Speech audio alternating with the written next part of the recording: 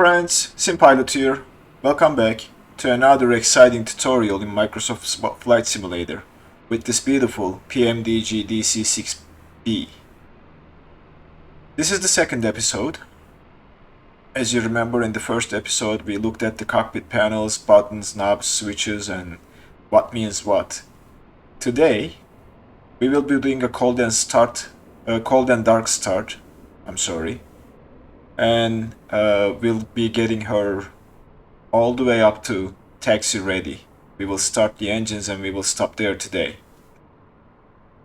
I will be using a checklist that I found on flightsim.to. I will put the link to the description. This checklist is by JD, and he has a YouTube channel called JD Gaming if you want to check that out.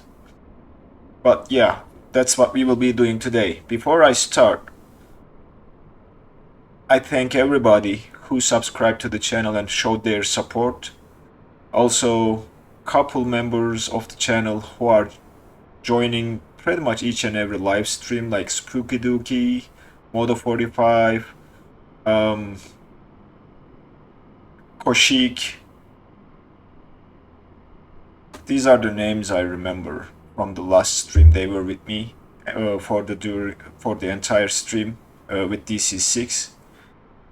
We flew from Philadelphia to Washington, DC. If you haven't subscribed already, please consider subscribing and hitting that like button for me if this tutorial is useful for you. Without further ado, let's jump into the cockpit and let's start powering her up. Okay, now we are in the cockpit, as you see, cold and dark. We will start from the overhead panel and then we will work very down to what we need to do at the pedestal. First things first, let's take a look at the EFB and make sure everything is intact. I suggest to do the fuel and passenger settings right now. I'm not setting a flight, so I'm just going to eyeball it, and let's say we take 6,000 pounds of fuel and about 51 passengers. Let's take that much cargo, 2320, and that will be our payload today, which puts us to the gross weight of 79,000 pounds. So that's set. Let's go to the overhead panel, and actually let's just do the view like this. We start with turning on the battery and ground power switch, and then we will turn the ground power, the battery switch to the ground power, which this light will show us we are using ground power. I turned on the cockpit toolkit tips so that you guys can follow along which button I'm clicking and what I'm doing. After that, we will set the lights, emergency lights, seatbelt signs, position lights to steady. We will worry about the beacon before starting the engines. We can turn on the entrance lights for the passengers. At this point, fuel booster pumps needs to be off. We will turn them on one by one when we are starting the engines. Inverter switches are these three. We turn them on to the up position. This is a three-way switch, so it also goes down, but we need to turn them up. Voltage regulator overheat warning is this light. This needs to be off. It usually is off. This is a simulator, but in the real aircraft you need to watch this as the pilot powering on the aircraft. From there we turn the generators on. We have 4 generators, one for each engine. We turn them on. And there are some other checks, like auxiliary blower needs to be off, ignition switches needs to be off, so on and so forth. But I'm going to skim through this because they will come off by default in the simulator. From here we will set the cabin temperature for our passengers to about 72 degrees is fine, and then we will set the cruising altitude. Let's say if we were to do a flight at 12,000, we'll set this flight knob to 12,000 and the cabin pressure will adjust itself automatically. So that's 12,000 right there. Lower engine supercharger. Engine superchargers are this. They have two settings, low setting and then high. You use high setting when you are trying to climb above 16,000. For 12,000, low setting will be fine for us. Cooling turbine is the air into the cabin. We'll turn them on for our passengers' sake. Cowl flaps, we'll open them all the way. And there's a cool animation I'll show you here in a second. Showing cowl flaps opening if you look closely. I think I skipped that. But they open slowly with, I believe, electric motors. I thought that's a cool animation that they thought about. From here, we turn around and we come to the anti-ice control panel. And then we turn the cabin heater master switch to on. That's the only one you turn on, and the fuel pressure starts displaying as the system starts running to provide heat to the cabin. The rest needs to stay off. Hydraulic system bypass lever is at the back of the pedestal. It's this guy. It needs to be on, which is the down position.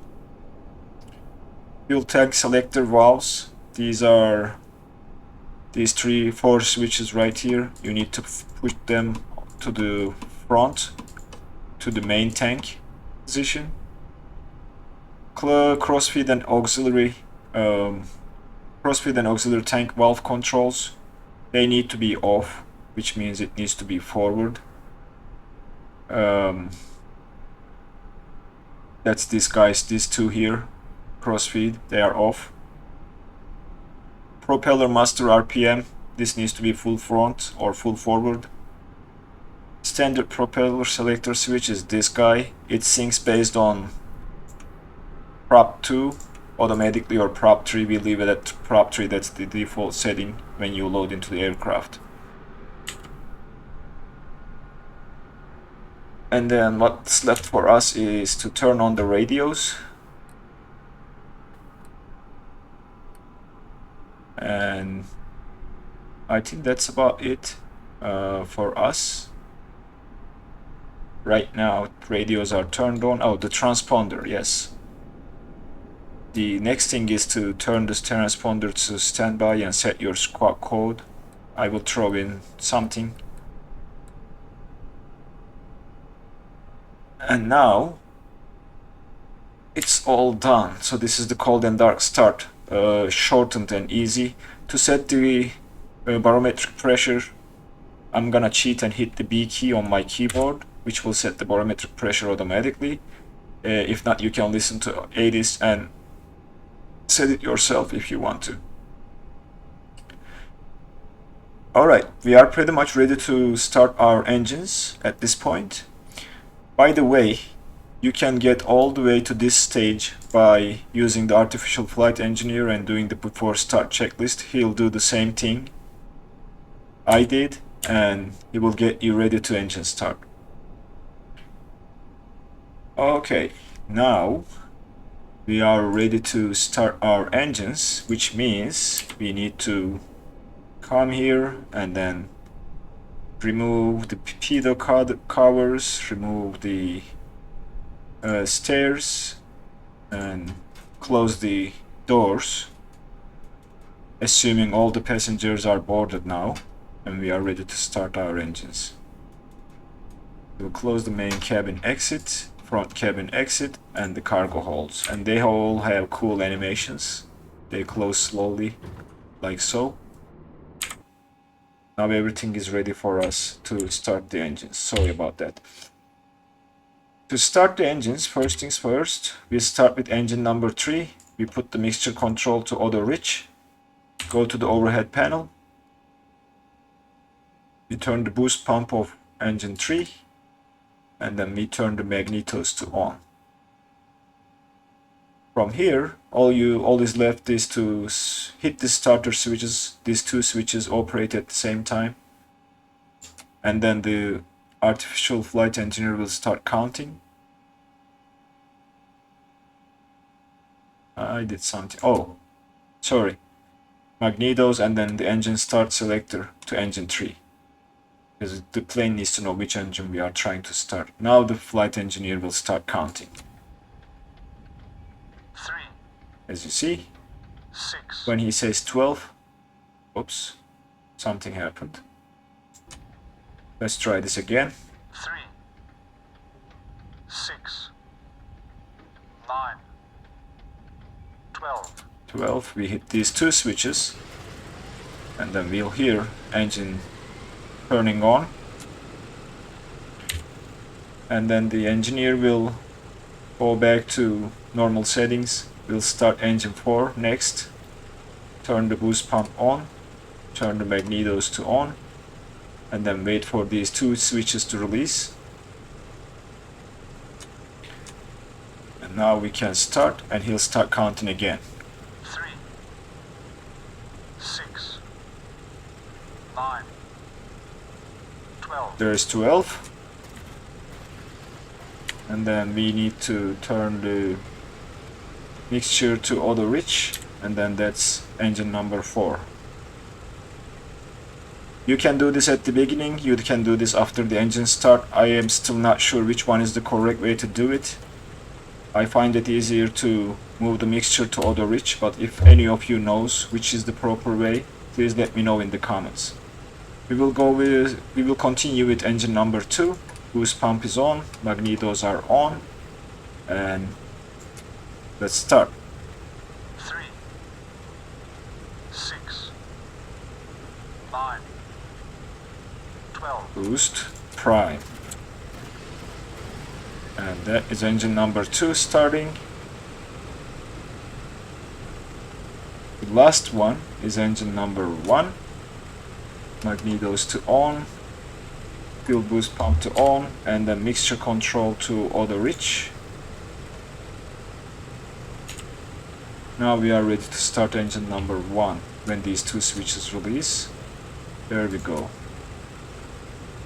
3. 6.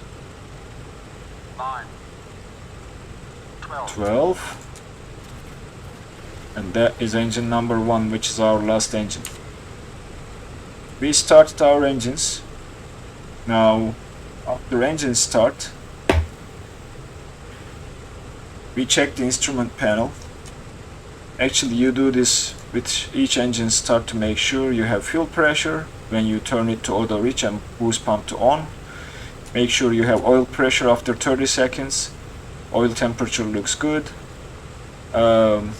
Cylinder head temperature should be below 200. And you should check all these. And carburetor air, it is looking good. It's within this yellow, is good. If it drops, you need to turn on the carburetor heat. But all looks great. You need to do this after each engine start and make sure. I just skimmed through it, so it's up to you if you want to go ahead and try this on your own and check each gauge before you start the next engine. After this is done, we need to go to the overhead. We have some after start items.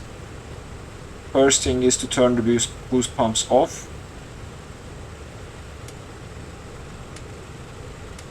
And then the engine selector switch to off. After here, we select the battery selector to plain battery. And then go to the tablet and disconnect the ground power unit. And we check the flight controls after removing or unlocking the gust lock, which is this guy. Now it's unlocked, and then we checked the flight controls before we taxi. Pull forward, pull back, pull left, pull right, and then right rudder, left rudder, and toe brakes. Everything is looking good. We are pretty much ready to taxi to the runway for our takeoff. We will have some before takeoff items that we will look into in the next episode, but I just wanted to record this episode and get it out there to you guys, for those of you who are waiting impatiently to see how to start this aircraft from cold and dark without the artificial flight engineer. So that's what we did today. She looks beautiful, she sounds beautiful, and we will be taking her for a spin in the next couple episodes of the tutorial series. It's a little bit loud outside. Let's just get inside and I will say you goodbye from there, or we can just switch and get away from the aircraft just a little bit so that it's not that loud. I hope you enjoyed the tutorial. As I said, if you want to get notified for the next episode, please turn on the notifications and subscribe to the channel. Thank you for being here with me today in this 15 or so minute tutorial. And thanks for watching. I'll see you in the next video.